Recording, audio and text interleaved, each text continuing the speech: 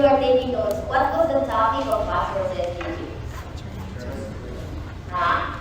What's the main topic? Turning to God, right? So, our text would say that if my people who are called by my name will humble themselves,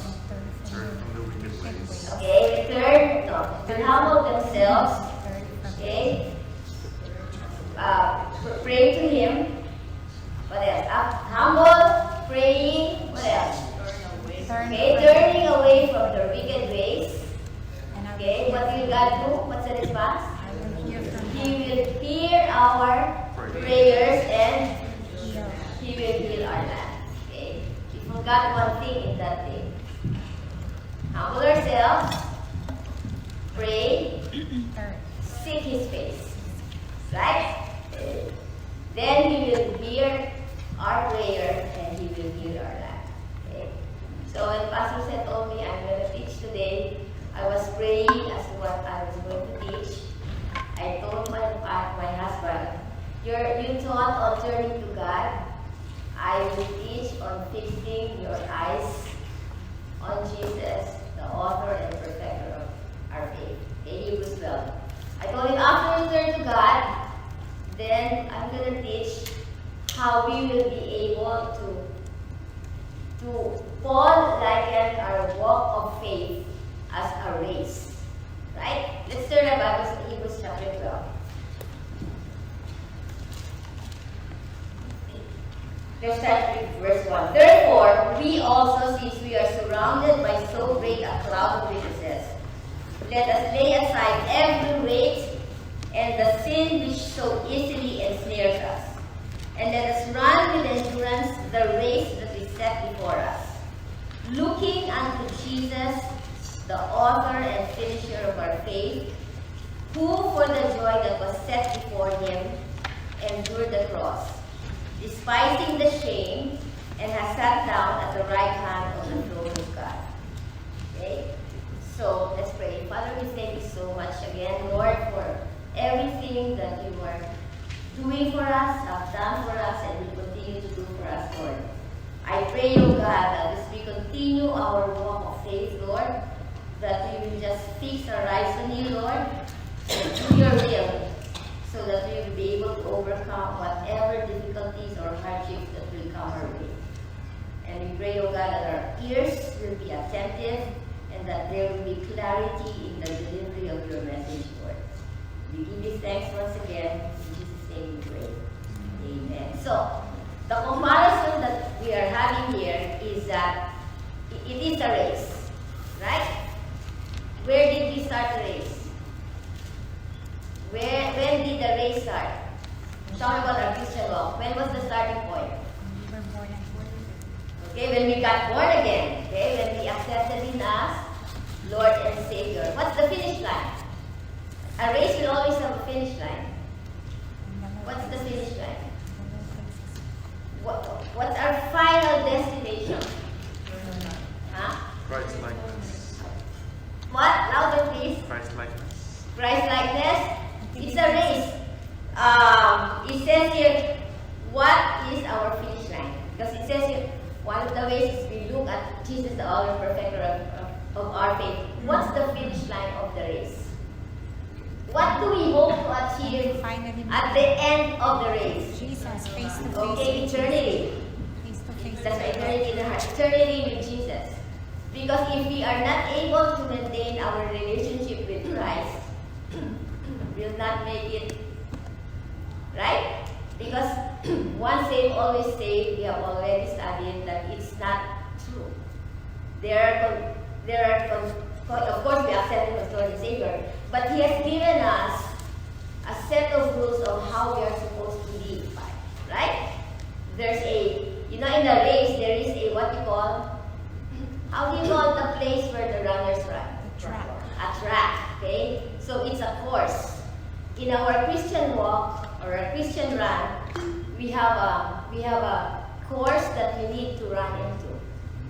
What is that? There's supposed to be a set of rules that we need to follow. What is that?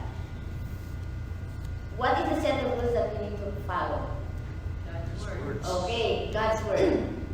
God's will. Okay? And so, when there's a competition, like a race, what are the elements of a race? I don't know if they still do it in school, but when we read something, we do the what? Who, when, where, what, why, and then how. Okay? So in a race, who are the participants? Okay, what do you call the participants in a race? Okay, the athletes, the racers, right? In our Christian walk, who would that be? Us. Us. Okay. So who? Okay. Why are we joining the race? Why are we part of the race? So that what's the goal of the race? There's always a goal. In your life, you should always set a goal. Okay, what's the goal? To reach the finish line. Okay? Now, in a race, what is the main thing that comes out? What's the main thing? They're looking after what? The nicest looking racer? What are they looking for? What is the criteria for somebody to win the race? The most nice outfit? Huh? Endurance. The fastest! Right? In a race, it's the fastest. What's the difference between a race and what we're having at Lion Start, which is a Marathon. marathon? What's the difference between a race and a marathon? Where's Brother Gerald? Brother Gerald should know it. He thought of the virtual marathon. What's the difference between a race and a marathon? Huh? How many of you have already done their virtual marathon? Please raise your hand. We are very proud of you. Okay, I'm not raising my hand, but okay. Praise the Lord. I'm just demonstrating. Okay? So, the marathon is normally how many miles? For those of you who have been in marathon, how many miles are marathon? 26 miles. It's an extended race. Anybody here who did 26 miles? Raise your hand. My boy. James, you did 26 miles, right? Okay. Aside from James, who did 26 miles? Brother Willie. Anybody? Brother Willie. Brother Billy? Oh no, according to the wife. Saan na siya umabot? 15? Okay, who did? Oh, Brother Gerald did 26 miles. Praise the Lord. Okay. Okay, so we have two. Okay. The deadline is tomorrow, right? For the first set, Brother Gerald? Are we extending the deadline? It's Saturday. Oh, this Saturday. Okay, we still have time. Okay. My excuse was, I told James, the other James, I'm gonna walk 10 miles. Can you go with me? My son doesn't have confidence that I can do 10 miles. So you know what he said? Mama, I'll do 1 mile with you. What a vote of confidence. Okay? So I wonder to what point are we going to reach in our Christian walk? Okay? So there's a set course that means to say we have a set of rules that we need to follow. Okay? And of course, what about time? On races, what about time? Now, by the way, in races, it's just like 400-meter dash, 200-meter dash. It's just a short distance. It's a sprint. Okay? But still, you need both endurance and strength. Okay? So, it is held at a fixed time and at a certain course. Who sets the time and the course? Is it the runners? No, it's the organizers, right? We don't have a say unless you are one of the organizers or if you're a big donor. So in short, if you're just a participant, you have no say regarding when it's going to start or where it's going to be. Okay? So, they are all competing to be able to find out who is the fastest. Okay? Or like right now, come November, between now and November, we have a race for the What's the race that's happening between now and November? Okay, race for the White House, right? On TV nowadays, Vice President Kamala Harris, like 3 weeks ago, said that she according to the party, she is the Democratic nominee because President Biden cannot run anymore. Okay? Did they even give a reason as to why he cannot run anymore?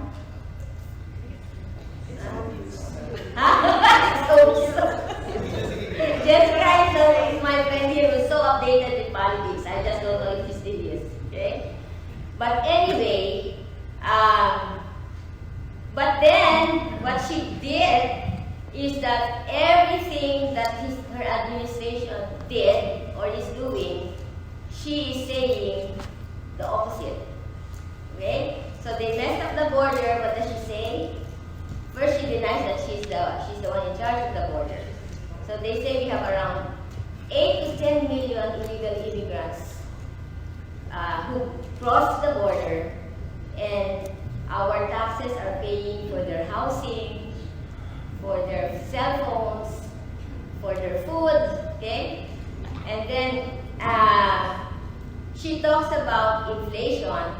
By the way, this is not a political ad, right? I'm just telling you what's happening. For those of you who are not aware of current events. She's talking about how prices are high. Are prices high? Yes. Okay? And then she's talking about how housing is not affordable and rental are so high. James, I need water. Thank you.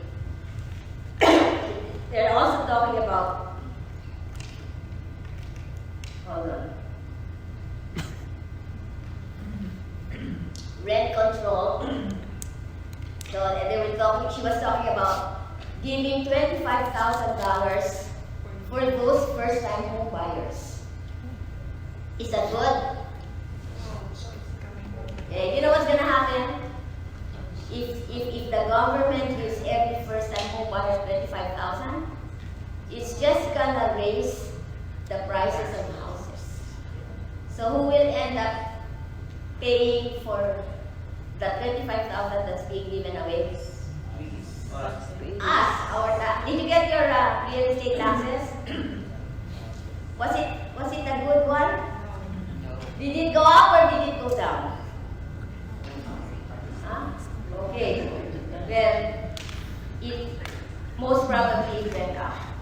They say in the city of Chicago it went up minimum of like 30 to 40%. That's why you know if your rental is going to go up. Okay? And so, they're saying that she's not going to tax tips. Okay? Whatever she's saying is opposite to what 4 years of administration has been doing, and she's the vice president. So do you think the people will believe her? Okay.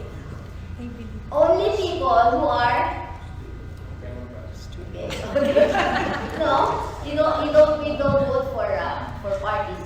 We vote for those who are in favor of Israel and those who are against abortion. Okay? Now, later on I'll go back to that thing. Okay? And so we compete in a race. Okay? And then in a race, since that the place is given by the organizers, okay, we have no choice. But thank God for our marathon, we can choose our location, right? We can even do it at home, okay? But the strategy, because it's long, marathon is a long thing, is that the runners have to what? They have to pace themselves. Okay? I was told, because I'm telling you, I really wanted to run. Okay? But because of my activities, I suddenly, for some reason, was having asthma. Okay? So if it's Saturday, I hope James will run with me. Okay? So they have to. Why do you have to pace yourself when you're running long distance? Because you can start so fast, and then in the middle of the distance, you can be so tired that you will not finish the race. Okay? Just like growing up, what was that fable that we were taught in school that I don't think the kids right now are being taught? The hare and the tortoise, right? The hare and the turtle, okay? Right? The hare is not the hare. What hare is that? It's the rabbit. See, the kids don't even know it, okay? And so, but whether you're running a race or a marathon, what do you need? What do you need? Those of you who run, what do you need? What do you need?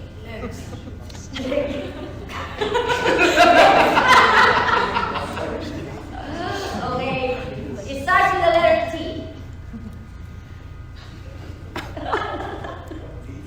Okay, I'll give it to you, okay? Huh? What?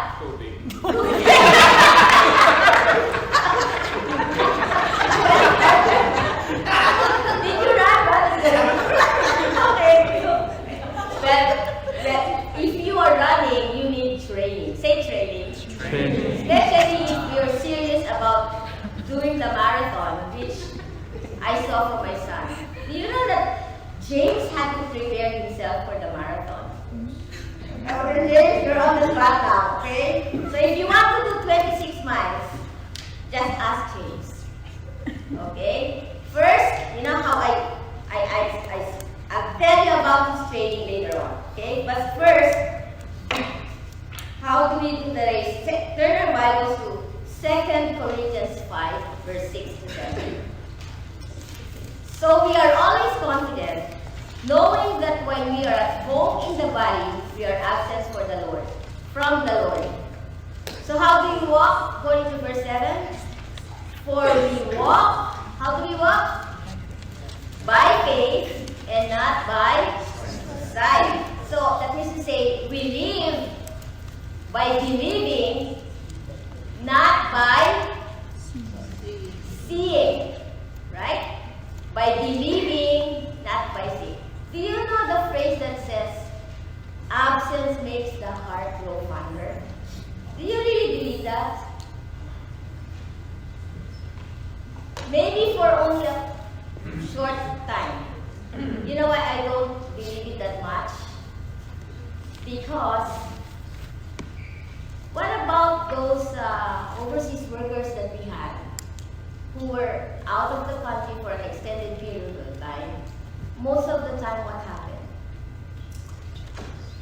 Either those abroad became unfaithful to their spouses, or those in the Philippines became unfaithful to their partners. So if you say absence makes the heart grow fonder, what made them unfaithful? Right? You know, Pastor Jose and I had a long-distance romance for almost 3 years. 1991 to 1993, he was in the States. But of course, we were already together before he left for the States. Was my heart so absence makes the heart grow fonder? How many of you here experienced a long-distance romance? Raise your hand. Okay, Joyce. Who else? Oh, Brother Jethro, okay? I know Brother Sister Ludy. Oh, she's not here? Okay. You know, in the first year, you will really miss each other, okay? Right? Okay. I'll be honest with you, I really miss him, okay? But you know what, I'll tell you why it's hard? Because you get used to the absence of your partner. That's why here at Limestone we don't even subscribe for husbands and wives to have different schedules. Where the wife is working in the morning and the husband will work at night. You know why? You will get used to not having your spouse beside you when you sleep. People get used to things. That's how we were made. We get used to good things, we get used to bad things. That's why in the same manner, the way you train your children is very important. Because if they get used to bad things, can you imagine if we did not train our kids in the love and fear of the Lord? My future grandchildren will be worse than my children. But if you train your children in the love and fear of the Lord, they saw how they are, then your future grandchildren will be better than your children. Hopefully, right? If they apply what they saw in how you raised your kids. Remember, in training, it's not what you tell your kids to do. It's what they see you do. Because it is caught more than it is taught. It's not what you say. It's what you do. Okay? So if your mom is very insubmissive to your dad, how will you be as a future wife? Most probably, you will try to be the boss of the household because that's your training. Okay? But if you see your dad, listen boys, if your dad is the real boss of the house, when you have your house, when you have your own home, most probably you will be the boss. Okay, all the men in the house, if you are the boss of your house, say, I am the boss.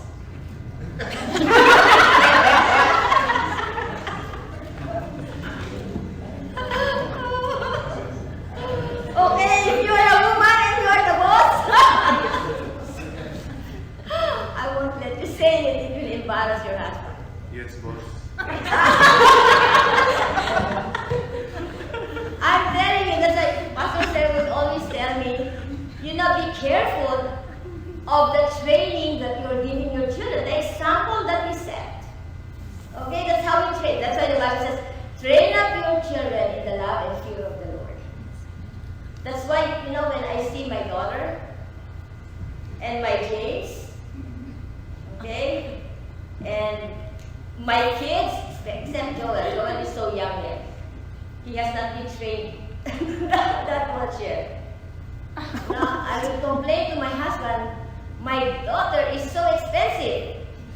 Okay? And you know what my husband would tell me? Well, she didn't get it from me. Right? So if your children are rebellious, who is the rebellious one in the family? Is it mom or dad? Right? If your children are very disrespectful, who is disrespectful to whom? Is it the dad or the mom? That's part of the training which later on we'll talk more about. Okay? So we live. If you look at Hebrews chapter 11, please open your Bibles. I have so much scriptures. Okay? Hebrews 11 verse 1. Faith is the confidence in what we hope for and assurance of what we do not see. Because our topic for today is running the race of faith. Okay? So, what is faith again? How is it being described in Scripture? Okay? It says here, it's the confidence of what we hope for. That means to say, we are looking forward for something to become a reality. Right? If you are single, you are looking forward for the day when you have a sweetheart. Okay? If you don't have a house, you're looking forward to the day you're hoping for a house. Okay? If you are a student, you are hoping to graduate. Okay? I mean, we have little finish lines. You're a student, your finish line is to be able to get the diploma. Okay? So when you have faith, you are certain that what you hope for is going to come to pass. Okay? We have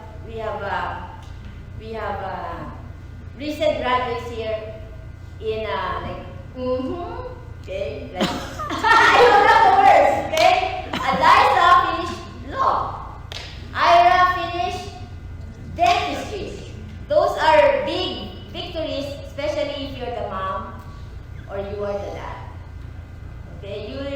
proud because, man, my daughter is a lot. Is a lawyer better than a nurse? No. A nurse better than a lawyer? You have your own calling, okay? Faith is the substance of things hoped for, evidence of things not seen. So it says in chapter 12, we have what we call as witnesses. What's a witness? Somebody who Heard. saw, Heard. who heard, who tasted. Can you taste the goodness of God? Can you taste it? Experience. Bible says, "Oh, taste and see that the Lord is good." Yeah. So you can taste it. If your food is good, you tasted the goodness of God. Okay? But really, you know when God is good. Okay? And then let's look. You've touched. Have you touched God? We sing a song, "You touched me." How do we know God touched us? Because when we were crying out for help, He extended His hand to help us. Okay? He protected us. That's why you know God is so real. You can feel Him with your senses. Sense of touch. Okay? Anyway, let's start with the witnesses. We'll go through the witnesses briefly. Number 1, Abel, Hebrews 11 verse 4. It was by faith that Abel brought a more acceptable offering to God than Cain did. Abel's offering gave evidence that he was a righteous man, and God showed His approval of his gifts. Although Abel is long dead, he still speaks to us by his example of faith. What was the example of faith of Abel? He gave an acceptable offering. What he gave to the Lord, God was pleased with it. What about Enoch? 11 verse 5 to 6. What was it that was a demonstration of faith? Of his faith and God's faithfulness to him. Okay? It was by Hebrews 11 verse 5 to 6. It was by faith that Enoch was taken up to heaven without dying. He disappeared because God took him. Can you imagine he didn't die? Just God took him. For before he was taken up, he was known as a person who, what's his reputation? He pleased God. And it is impossible to please God without faith. So did Enoch have faith? Yes. Why? Because he pleased God. Okay? Anyone who wants to come to Him must believe that God exists and that He rewards those who sincerely seek Him. Okay? 11 verse 7. Who's the character? Noah. It was by faith that Noah built a large boat to save his family from the flood. Can you imagine how many years did Noah build the ark? 100 years. Can you imagine if you have a neighbor right now, or if God tells you to build an ark, you start building it. It might not take 100 years because of the tools that we have. What do you think will your neighbors think about you? Think of you? I'm building an ark. You can just put yourself in the shoes of Noah, building an ark. His neighbors would have been making fun of him, mocking him, because he was talking about a great flood that will come. And during the time they were even in the desert, right? So how can there be a big flood that will cover the whole earth? But then, in spite of that, he obeyed God, who warned him about things that had never happened before. That's why the next verse says, by his faith, Noah condemned the rest of the world, and he received the righteousness that comes by faith. Okay? And then next is Abraham. It was by faith that Abraham obeyed when God called him to leave, verse 8, home and go to another land that God would give him as his inheritance. Look at how much the faith of Abraham is. He went without knowing where he was going. How many of us here, if God tells you to go to Africa today, and I'll just tell you where in Africa, would follow the call of God? How many of you, if God tells you to go to Paris, will go to Paris?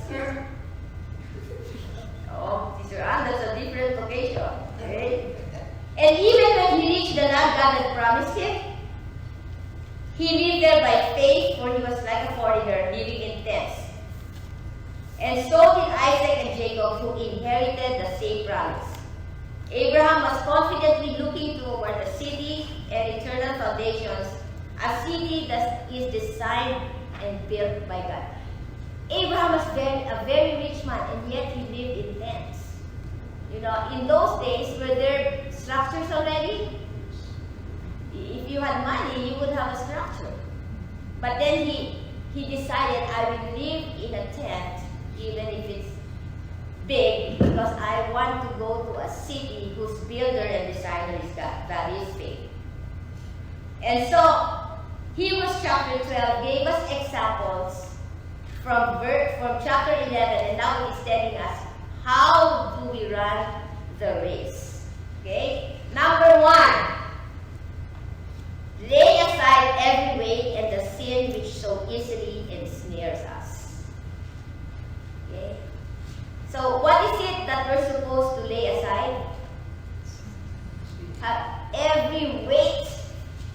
Okay? What is weight here? Have you ever seen a fat runner? A fat truck runner?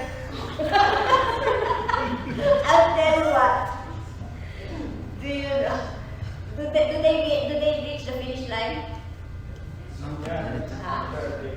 They will. They can, but they will be so slow. And I'm telling you, when my kids, Joseph and John, was in, I think, 5th grade and 6th grade, do you remember that? I insisted that they have a sport. Joseph was very athletic back then, even though he was big. He had flag football, he had, I think he even had, but I told them, you must, Joseph wanted to join cross country. Okay? For those of us who doesn't have kids, and in the Philippines, cross country is not so popular. What is cross country in the Philippines? Track and field. Okay? And so Joseph was big, but since he was so into cross country, he was really running. And so I told John, you know what? Since your brother is in track, in cross country, I want you to join cross country. You know, John was so upset with me, but he had no choice. I am the mom. So whenever we go to practice, because you have to train, I would drop them off by the corner of Caldwell and Yvonne. John will take his time. He didn't give a care. You know, CPS will have competitions. Can you believe it? Like 5 schools or 10 schools for cross country. Do you know who will be the last runner? Everybody left already. I'm still waiting for the John to come out. And Joseph is much bigger than John. Like he's almost double the size of John. But Joseph has already long exited the race. And John is still nowhere to be found. It was so frustrating. Okay? But why am I saying this? Because it's not, sometimes it's not how big you are or how small you are, but if you are determined and you have endurance, you will finish the race. However, if you are fit, like I'll use James. James is so fit. Okay? If you're fit like James, because 1 month ago, Pastor Jose was telling me, James, you have a belly now. Wow, he was slighted. He had to prove it to his papa. He can have, how do you call that? 6, 4, 6, 8.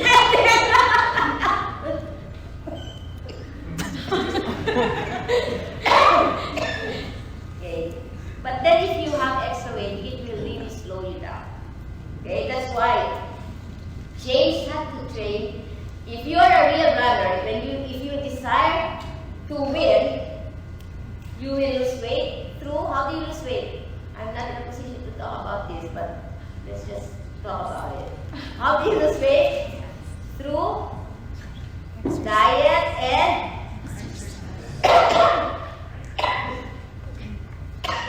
exercise. Okay? And so, it says here, Hebrews 12 verse 1, let us strip off every weight that slows us down, especially that sin that so easily trips us. Okay? It's not just the weight that we're supposed to get rid of, but more importantly, the sin that so easily trips us. Okay? The other word there is entangle. Have you ever been entangled? What's entangled? When you're in knots. K-N-O-T-S. It's so hard to get out of it. We are a Filipino congregation, so we need to. Okay? And so, what should be your mindset when you are running the race? 1 Corinthians 9 verse 24. Do you not know that in a race all the runners run? Who gets the prize? But only one gets the prize. That's why, what should be your mindset? Run in such a way that you will win the prize. You know, my kids are super competitive. You know, if somebody is doing something, somebody will try to outdo that person. Okay? Joel wanted to play piano. And so my kids, his siblings saw how Joel was progressing in playing the piano. So they told us, Mama, Papa, we want to play the piano too, because they were so pleased with the improvement of Joel. And so James, DJ, and John took lessons. Okay? But look, it's not. So yesterday, we had a recital. Eli was there and Davey was there. But James quit James quit because he's overcommitted. He has so many activities. He has karate. James is already how do you call it, James? You are is it licensed? What do you call that? Tutor. Certified. James is a certified international tutor for English together with Ephraim. Okay? So he is now on. James is already earning money. He is now he now tutors college and masteral students. Do you have PhD students, James? James, can you imagine? James was a freshman and he was teaching doctoral students how to write their papers. Okay, and so is Ephraim. Okay, and so he couldn't do everything, and then he has school. Okay, and of course he has drums. What did you want to quit, James? You wanted to quit something? Piano. Piano! That's why he quit piano. Because he couldn't even throw the garbage. That's how easy James, he's so nice. Every day, he brings Joel to school, even if his schedule at school is much later. Okay? And of course, James has karate. Did I say karate already? James has karate. He's already an orange belt already. Green. Green, okay. Next year, God willing, he will compete in Japan. That's how committed James is to anything that he does. He wants to excel in it. Okay? So how's your Bible reading, James? I read my Bible. Okay, very good. Okay, now when we run the race of faith, we need to make sure our aim is to win the prize or to finish the race. That is why, if you have so much weight, you need to get rid of it. Okay? And if you are in training, what is it that you need? You need discipline. Say discipline. You're so late. Say discipline.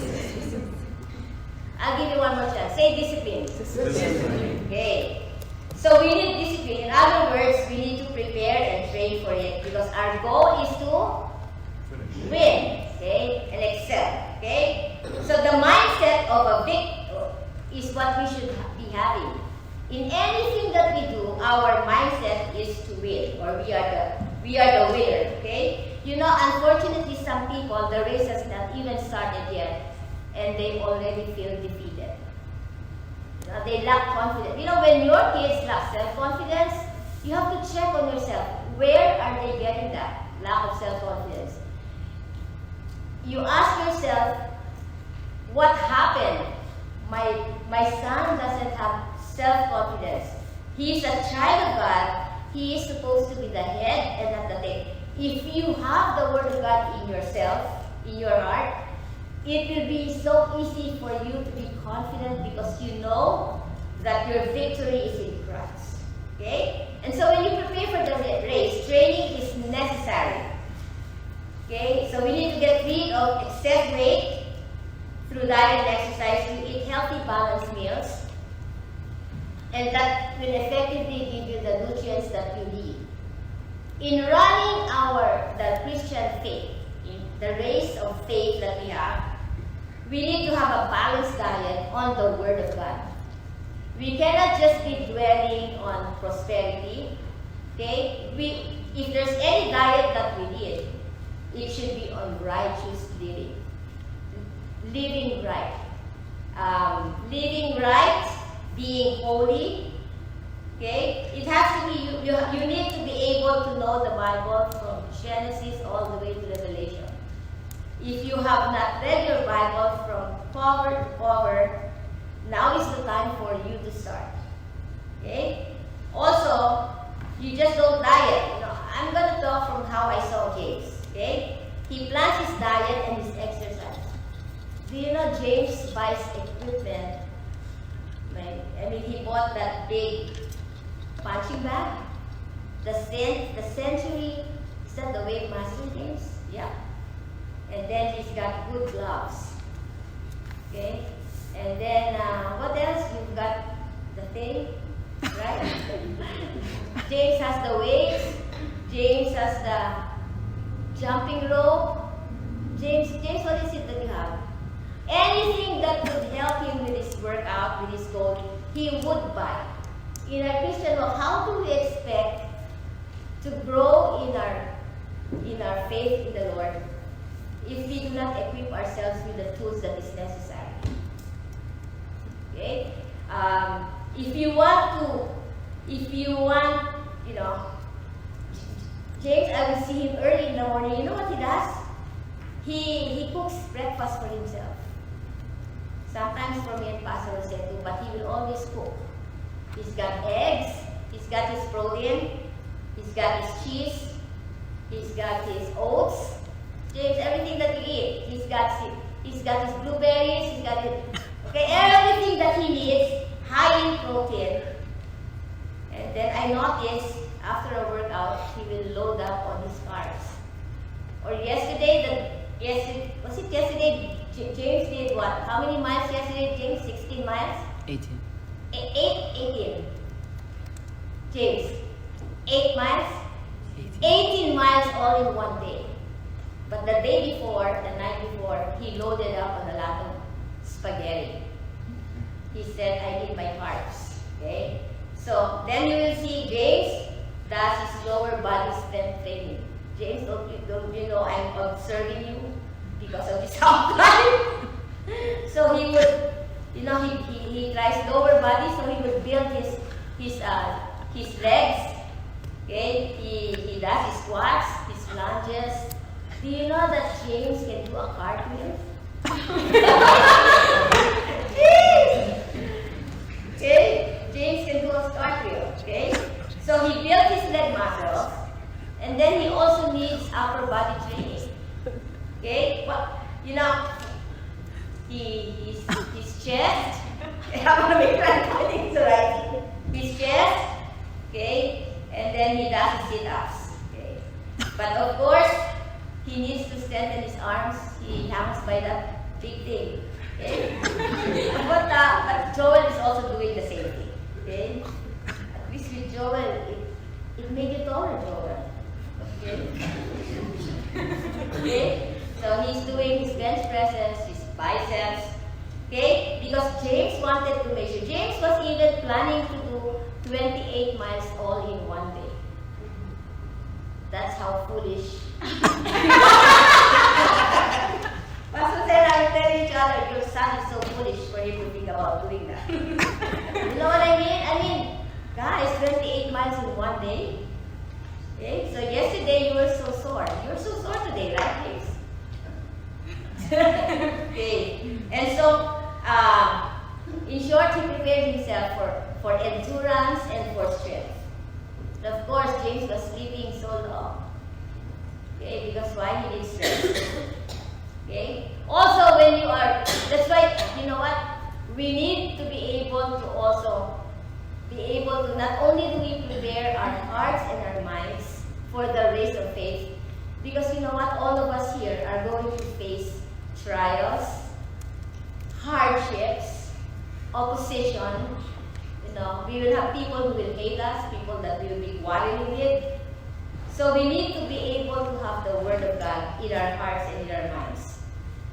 Also, we need to be able to rest in His presence. That's why every Sunday is so good for all of us.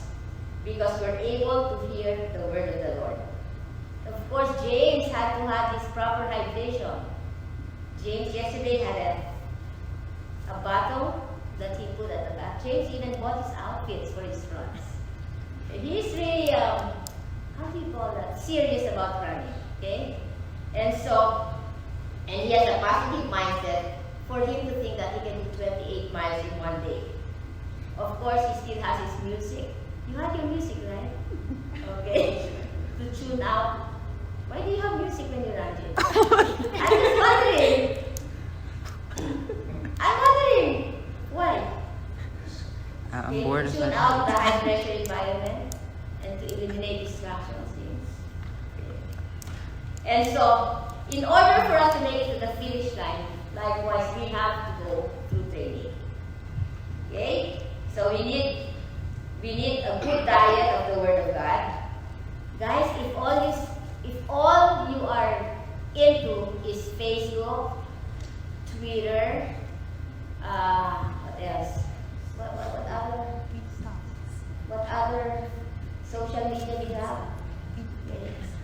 You don't expect to grow your faith. Although I know in some social media there are people who are evangelizing, but it's still this one that we need to believe. Okay? And also, and it requires discipline. How many of you are able to read your Bible every day? Okay? I will not ask for a raise of hands because it takes discipline for you to tell yourself, in the morning and before I sleep, I'm going to read my Bible. Okay? You know, lot of discipline. Joseph, to be able to enter the Air Force, he had to lose a lot of weight. And I think that's the model of Joseph. That's why you guys, what kind of example are you setting to the people around you? What kind of example of faith and faithfulness are you showing other people? Okay? So, look, we are training Joel to be a good pianist, but more so we want him to excel in piano. Such that we found an excellent teacher for him. We will buy him the books that he needs. We bought him the piano that he needs. Our children, if you see gifts in your children, cultivate it by giving them what they need for that gift to grow. Okay? That's why as parents, you have so much responsibility. Number one, you have to discover the gifts of your children. Your children is already telling you, Mama, I love basketball, can you buy me a ball? And then you don't care. Okay? Because you don't know the gifts that God has given your children. You are there to discover it. That's why parents are given this instruction. Proverbs 22 verse 6. Train up a child in the way he should go, and when he is old, he will not depart from it. Parents, we need to direct our children onto the right path, because when they are older, they will not live it. You know how many pastors was just illustrating that a lot of us have Catholic backgrounds, right? So how many of us here still remembers the parts of the Mass? Responsorial Psalm. What's the responsorial Psalm? Lord have mercy. Okay? What about Holy Communion? Lord, I'm not worthy to receive, but only say the word, and I shall be healed. We still have it at the back of our mind because growing up in a Catholic school, it's been ingrained there. Okay? We still know the Stations of the Cross. You know?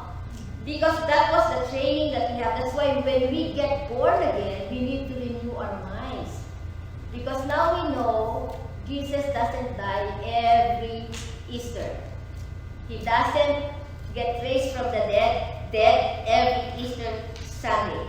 Okay? And so, when the way we train the children, are they in the way of the Lord?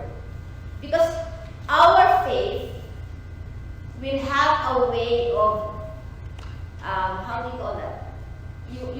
You pass it on, we pass it on to our children.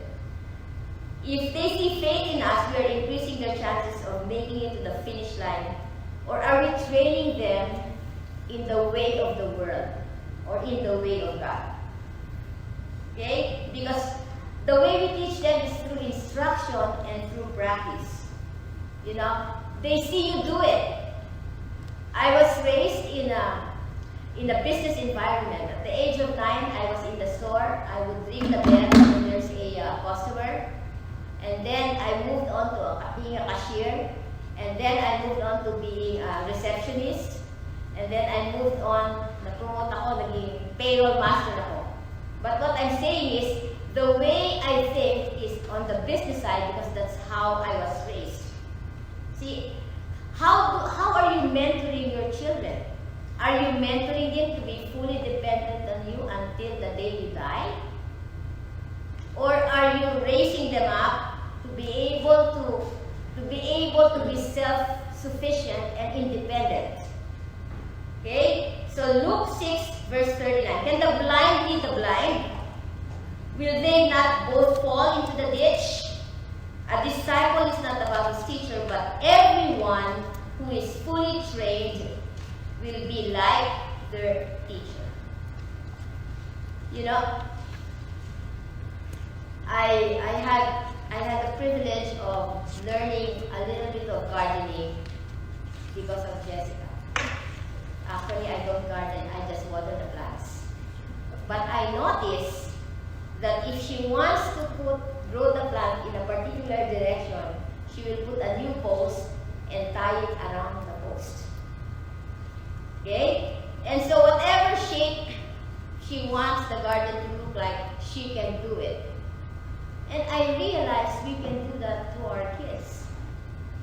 Actually, we can even do it to our spouses. Right? We can train up our spouses in the way that they should go. I mean, I've been trained. I have been trained. I have to cook meals every day. I have been trained that I do the laundry. You know how Americans, they do what? 50-50? They split the chores? But my training is, I do all the chores. My husband do all the housework, all the construction, and most of all, he brings the bacon on the table. That's why Joseph, who is newly married, I keep telling Michaela, this is how you do it with my son, because I know my son better. And then I told Joseph, make sure you protect Michaela all the time, because that's the training that he saw. Joseph right now, I can see and I can hear that he is building a new family with the example that he has seen from our family. And I think Michaela is building their new family together with Joseph based on what he has seen from her family. Okay? You know, us, when God is shaping us, when God is training us, He is pruning us. John 15 verse 1, God says, I am the true vine, and my Father is the gardener. He cuts off every branch in me that bears no fruit, while every branch that does bear fruit, He prunes so that it will be even more fruitful. So your children, you have to be able to discipline them and teach them how to be productive. Because if your children are not productive and they are lazy, that's of your own doing. God also cleanses us. You are already clean because of the word I have spoken to you. That's why the secret, remain in me as I also remain in you. No branch can bear fruit by itself, it must remain in the vine. That's why, neither can you bear fruit unless you remain in me. I am the vine, you are the branches. If you remain in me and I in you, you will bear much fruit. Apart from me, you can do nothing. Can we say that again? Apart from God, we can do nothing. No. If you make that one of your favorite verses, it's gonna be hard for pride to enter your heart. You know? If you do not remain in me, you are like a branch that is thrown away and withers. Such branches are picked up, thrown into the fire. These verses alone is one sermon. But the gist of it is we need to remain in Him. Part of our training is our mind telling us that apart from God, we cannot do anything. You know, God told Israel, I did not choose you because you were big or you're strong. That's not the reason why God chose them. Okay? He chose them because He loved them. Okay? That's why in 2 John 1 verse 9 it says, anyone who runs ahead without remaining in the teaching of Christ does not have God. If you want to be successful in your race of faith, make sure that you remain in the Lord and in the teaching of the Lord. Whoever continues in the teaching has both the Father and the Son. That's why if you will wander, wander, from the teachings of the Lord, He said you have no relationship with me. But anyone who remains in the teaching of Christ has a relationship with both the Father and the Son. You know, it's so sad nowadays.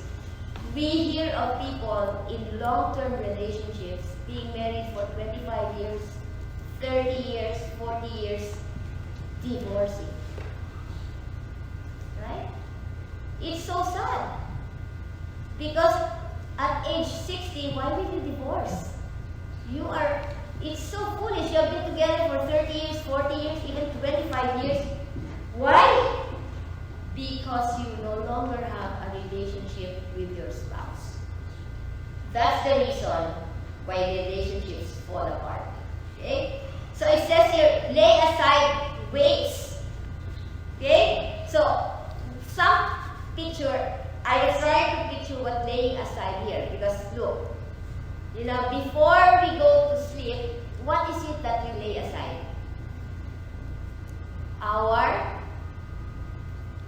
electronic devices, right? You put it at your night table, okay? Or do you sleep with your cell phone under your pillow or beside you, okay? But nevertheless, we lay it aside, okay?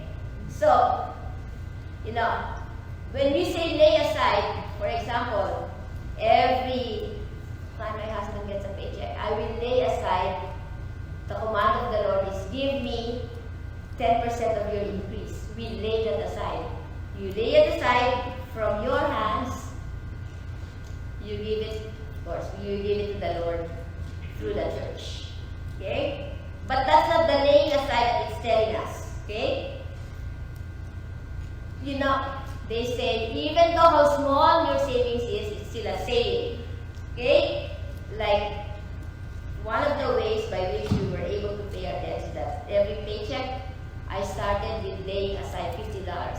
$50 is still $50. It's better than zero. Okay? But that's not laying aside that he's talking about. Okay? What the laying aside here, lay aside your weight, okay, the excess weight so that you can run, is that you stop laying aside, you stop using it or stop thinking about it and put it out of your sight. Throw it away, get rid of it. Okay? Like for example, in the church, we encourage the people to bring your Bible and not your electronic devices as Bibles because it can distract you. If you see a text message and instead of turning your Bible to the verses that's being said, you get to read your text messages or even your email or even the ads. Okay?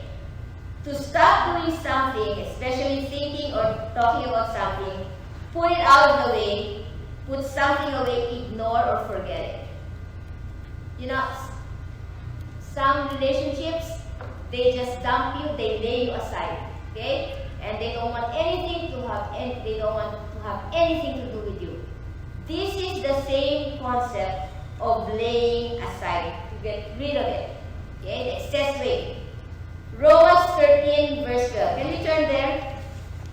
The night is nearly over, the day is almost here. So let us put aside, this is what we need to lay aside, the deeds of darkness, and put on the armor of light. Let us behave decently. Okay, these are the things that we need to take out of ourselves. Indecency, sexual immorality, debauchery, dissension, and jealousy. Rather, clothe yourselves with the Lord Jesus Christ, and do not think about how to gratify the desires of the flesh. So if you want to be able to finish the race of faith, okay, you have to get rid of all those works of the flesh that is living in us. Okay?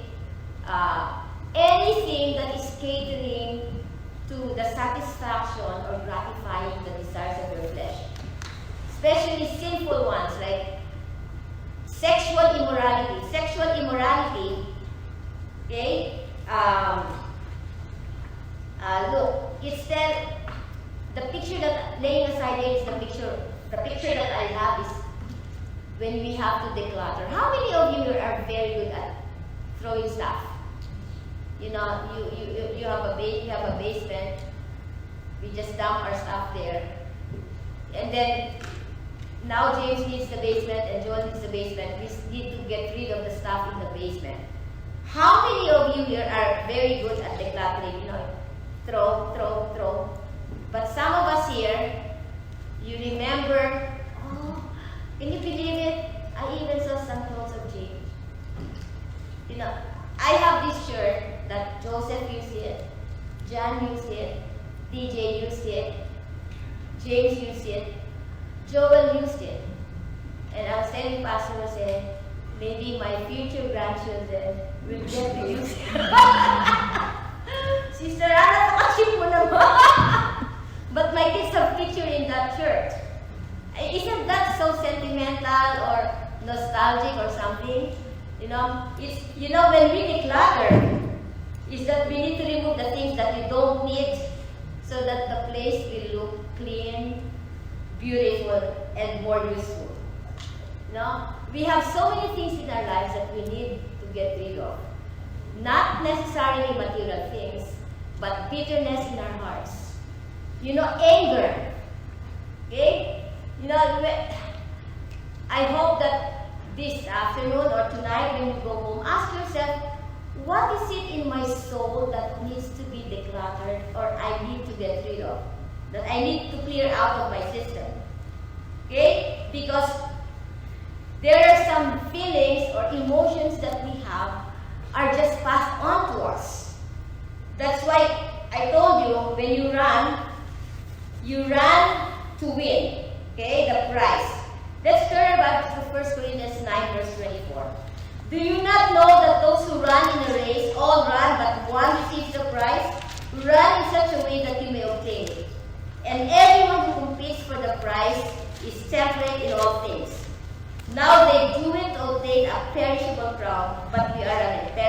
crown. Therefore I run this, not with uncertainty. When we run our race of faith, it's not uncertain. We are certain as to what our price will be. And that's eternity with Jesus Christ. Thus I fight not as the one who beats the air. You know, this one, what picture is this? This is a picture of a boxing match. Because a runner doesn't beat, okay? It's a boxer, okay? Have you ever seen a fight where all the boxers did was just dancing and they were not hitting each other? It says, you know, when you are fighting, if you are a boxer, they didn't say boxer, but not as one who beats the air, okay? You box to hit so that your opponent will be knocked out. That's why it says here. But I discipline my body, again discipline, and bring it into subjection, lest when I have preached to others, I myself should become disqualified. So everybody who will compete, everybody who will run the race needs to go into strict training. Why? Because we're doing it to get a crown that lasts forever. So how do we know if we are a candidate for finishing the race of faith? According to those verses, verse 25, he is temperate in all things, meaning to say, you exercise self-control in all things. There's moderation, like a runner, there's self-control in eating and drinking. They stick to the diet, okay? The same manner in our Christian walk, okay, we do not indulge our appetites. How do you call a person who keeps eating, overeating? How do we call that? That's the sin of gluttony. Okay. What about a person who is indulgent of his passions? Promiscuous people don't have control of their sexual appetites. What about people who don't have self-control with their speech? How do you call them? They love to, how do you call them? Gossips. Okay? Not extreme in his behavior. Instead, he is calm and controlled, and that includes his emotions. By the way, self-control is a fruit of the Spirit. Okay? The fruit of the Spirit is love, joy, peace, patience, kindness, goodness, faithfulness, gentleness, and self-control. That's why you know you are a good candidate if one by one you are developing these fruits of the Spirit. Okay? That's why it says here, and those who are Christ have crucified the flesh with its passions and desires. If we live in the Spirit, let us walk in the Spirit. Let us not become conceited, provoking one another, envying one another. You are a bad candidate in being faithful to God or in living a life of faith. If you are conceited, you provoke one another, and you're an envious person. That's why we really need the work of the Holy Spirit, because it's the Holy Spirit who will change us, who will help us change. Change for you to happen should be a decision of your will. I cannot impose on my daughter or on my sons to change. You can just influence them.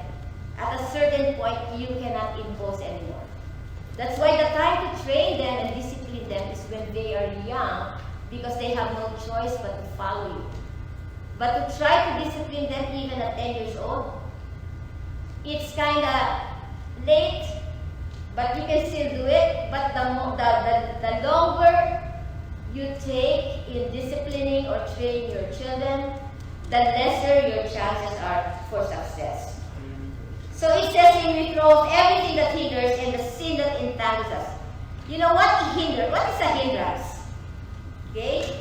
A hindrance is anything that prevents you from succeeding, something that delays you or stands in your way of accomplishing your goal. Okay? Anything anything that's making it slow or difficult for you to progress in your relationship with God, that is a hindrance. That's why for some of us here, some of our relationships are a hindrance for us to be victorious in our walk of faith. I'll tell you what. When a young person marries wrong person, it's gonna be hard for that person to be faithful to the Lord. Because it's easier for an unbeliever to make a believer. When I was teaching the young people, my illustration is the believer is on top of a table and the unbeliever is on the floor. It's easier for the believer. Is it easier for a believer to pull up the unbeliever to the table? Or is it easier for the unbeliever to pull down the believer from the table? Which is easier? For the unbeliever to pull down the believer from the table. Look, when you have friends who indulge in ungodly behavior, like sexual immorality, adultery, fornication, all of these actions are off limits for those who follow Jesus. 1 Corinthians 6, verse 8 to 9. But I say to the unmarried and to the widows, it is good for them if they remarry even as I am, if they remain even as I am. That's Paul talking. But if they cannot exercise self-control, let them marry. For it is better to marry than to burn with passion. That's the reason why we don't allow our kids to date when they're still in school, or even have a long engagement. No. Please turn your Bibles to 1 Corinthians 6, verse 9. Do you not know that the wicked will not inherit the kingdom of God? You need to say you will not get to the finish line. You are wicked. Do not be deceived. Neither the sexually immoral nor idolaters. These are the kind of people, if you are still that kind of person, you will not have a productive life of faith. You will not make it to the finish line. If you are into idolatry, if you're an adulterer, nor men who submit to or perform homosexual acts. Homosexuality in the eyes of God is still immoral. Nor thieves, nor the greedy, nor drunkards, nor slanderers, or swindlers will inherit the kingdom of God. And that is what some of you were. That means to say, these people that were being described, that should have been our past.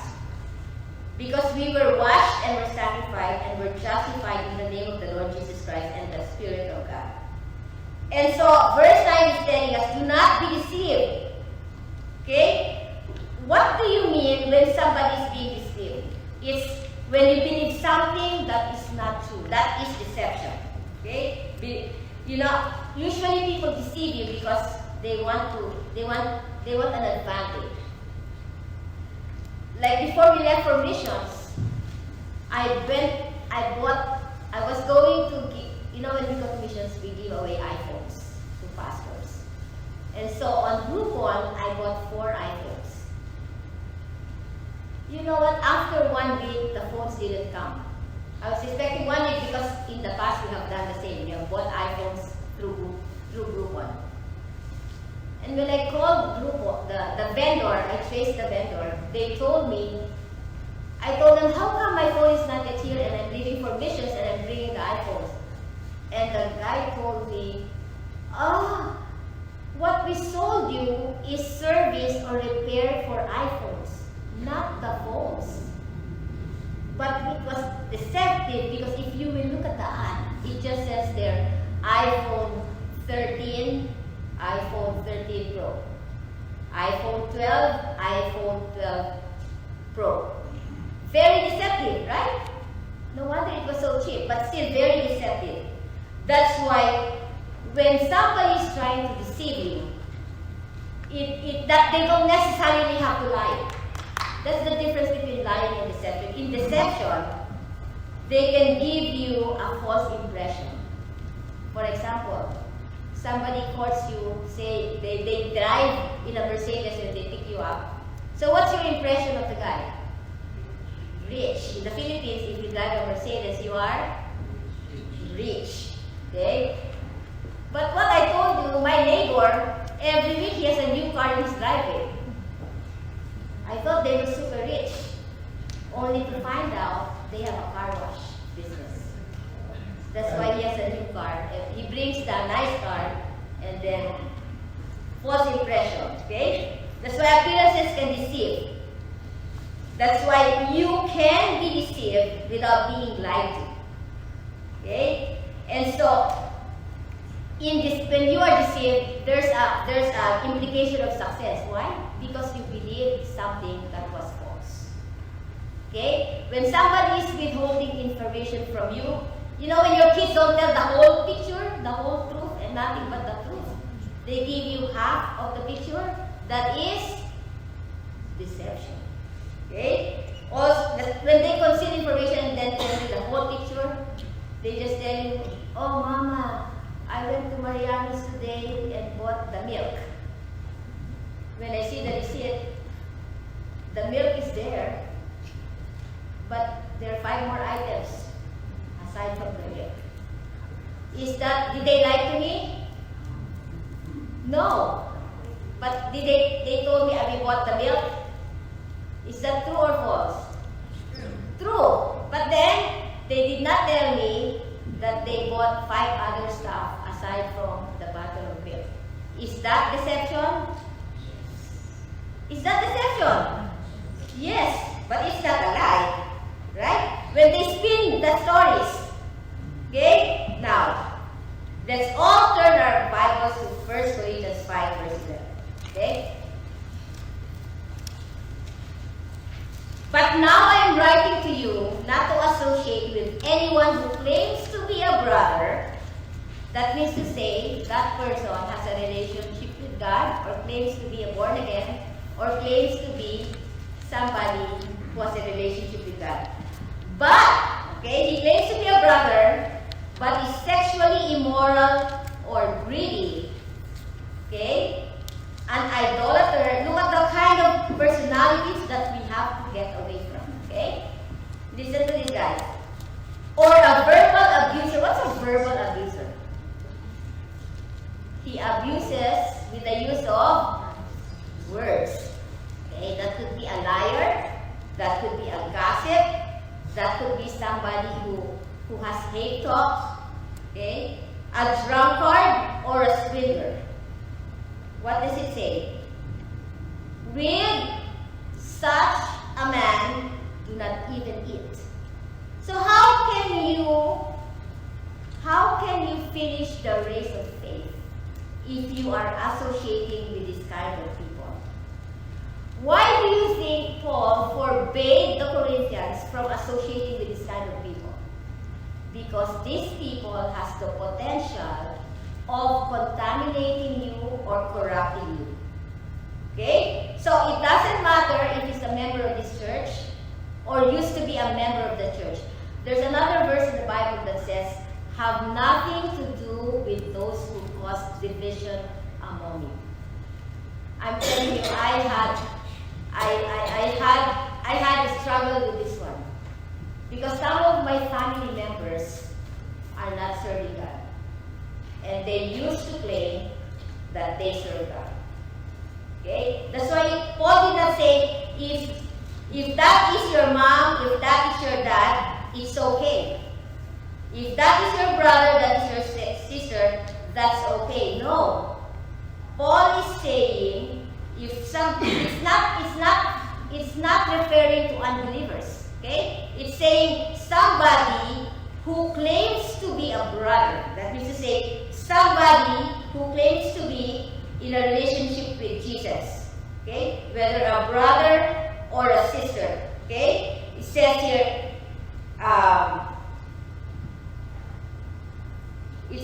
verse 3, for indeed, as absent in body but present in spirit, have already was so done this deal. In the name of our Lord Jesus Christ, when you are gathered together along with my spirit, with the power of our Lord Jesus Christ, deliver such a one to Satan for the destruction of the flesh, that his spirit may be saved in the day of the Lord Jesus. This is the reason why Pastor Jose is so strict in discipline. Pastor Jose is, you know what breaks the heart of my husband? One of the things that breaks the heart of my husband is he has been teaching Lions Heart for over 27 years. Some of you have been with him for the past 20 years, 10 years, 15 years. And yet, when a brother or a sister who used to be with us but are no longer serving the Lord, of course, when they leave, they claim they're still serving the Lord. But actions speak louder. Look at their fruit. By their fruit you will know them. It's so easy for them to invite you. It's so easy for you to fellowship with them. That really hurts my husband. I mean, my husband will always say, one of these days, that person will leave church, that person, because you will be corrupted. You know, look at your kids. When they're corrupted by their peers, you see them doing all kinds of foolish things. They drink, they smoke, you know, and they used to be so clean. They do drugs. You don't know what they sleep around. You know, verse 6, your glorifying is not good. Do you not know that a little leaven leavens the whole lump? See, it takes a little for you to be contaminated. Okay? A little leaven to leaven the whole lump. That's why it says here in the verse, therefore purge out the old leaven, that you may be a new lump, since you are truly unleavened. See, if you're truly serving God, truly loving the Lord, okay, truly knowing God, you know God is not pleased when you do that. You know, it says here, for indeed Christ our Passover was sacrificed for us. Therefore let us keep the feast, and not with the old leaven, nor with the leaven of malice and wickedness. See, the way Paul was describing those people, they have the leaven of malice and wickedness, but with the unleavened bread, what we need is unleavened bread of sincerity and truth. See, in fact, in verse 9, God is telling us to judge immorality or immoral people in the church. I wrote to you in my epistle not to keep company with sexually immoral people.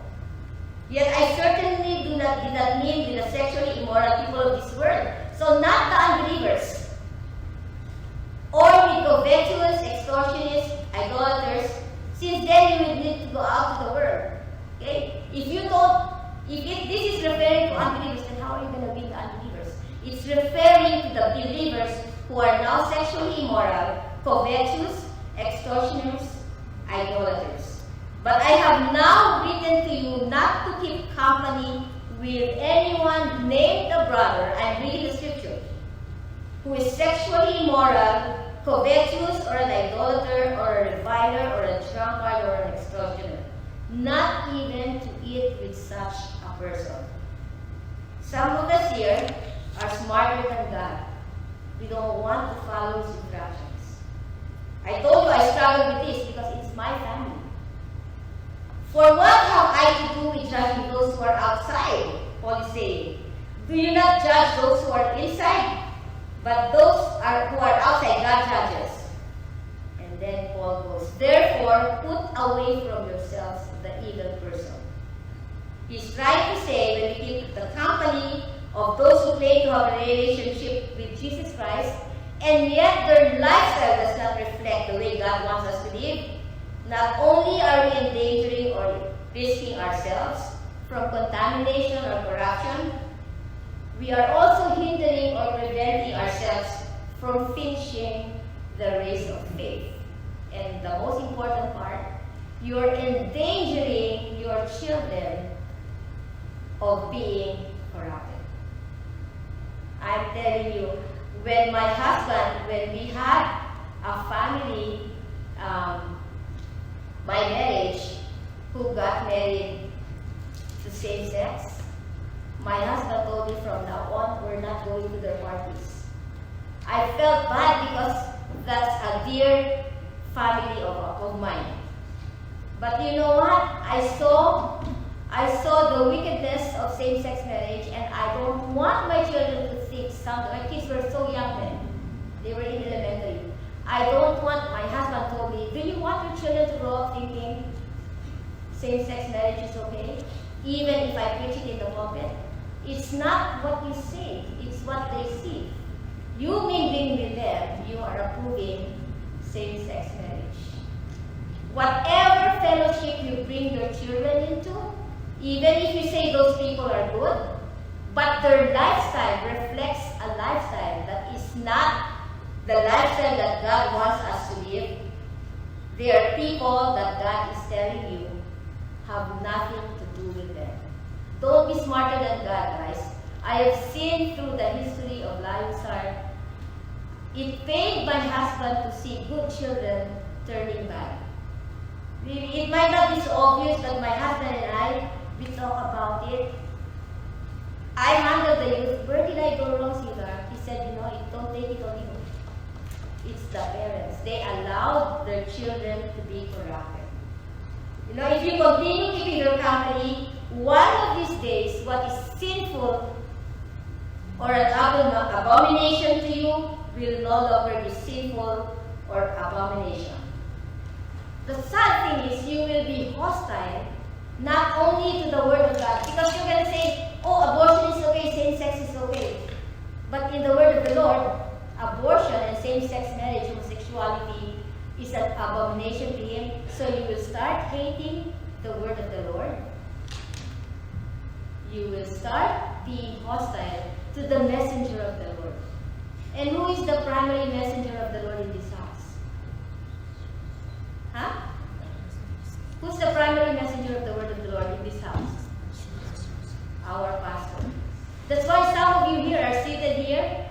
You are harboring hatred or bitterness towards the messenger of the Lord. You have to take care of your heart. Proverbs says, guard your heart. Because out of it comes the wellspring of life. Friends, keep warning you about these things. This will happen if you don't do the right things and if you don't guard your heart. I will end with this scripture from Jesus. Matthew 19, verse 28. So Jesus said to them, assuredly I say to you, that means surely, that in the regeneration, when the Son of Man sits on the throne of His glory, you who have followed me, those of you who have walked the race of faith and have reached the finish line, you will sit on 12 thrones, judging the 12 tribes of Israel. And everyone who has left houses, or brothers, or sisters, or father, or mother, or wife, or children, or lands, those are our relationships. If you have left them for my name's sake, you shall receive 100-fold and inherit eternal life. If we put our earthly relationships, our relationship with each other, far above our relationship with God, that is so sad. Because most probably, you will not reach the finish line. You will deteriorate in your life of faith. You will stop believing God. Believe me, that's very true. Because you will hate God. You will blame God for bad things that's happening to you. And it's your own doing. Unless, of course, we and our earthly loved ones repent, turn away from our wicked ways, seek the Lord. What was in Chronicles? You cannot really do anything about the wicked ways of even the people that you love. That is their choice.